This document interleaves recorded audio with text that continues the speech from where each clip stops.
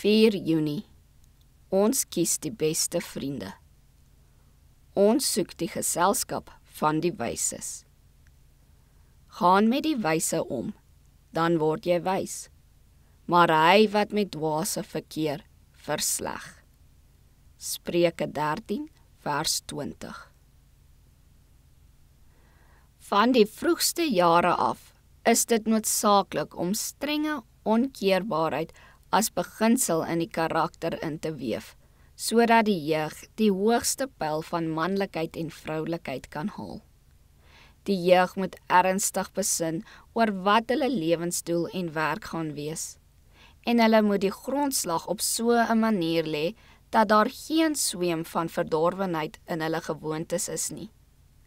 As hulle 'n pos wil beklee waar hulle ander sal beïnvloed, moet hulle selfstandig wees. Ons kan by die lelie 'n les leer.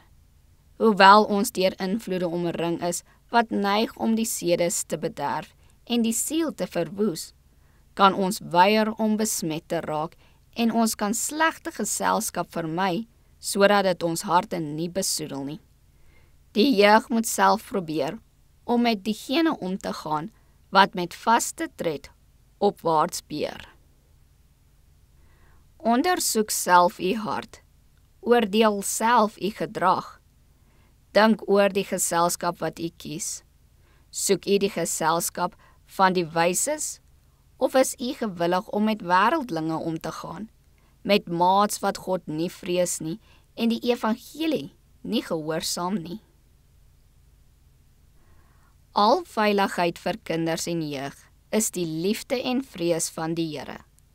Laat hulle maats onder diegene kies wat bewys dat hulle verstandige strewe, netheid en 'n opregte karakter sal bevorder. Laat hulle maats onder diegene kies wat die waarhede van die Bybel uitleef en wat volgens die lig wandel wat op hulle weg skyn. As u 'n ruim uitsig, edele gedagtes en 'n hoë strewe verlang, kies geselskap wat regte beginsels sal bevorder. Lê elke gedagte en elke strewe daarop toe om die toekomstige lewe met sy ewigdurende geluk te verkry.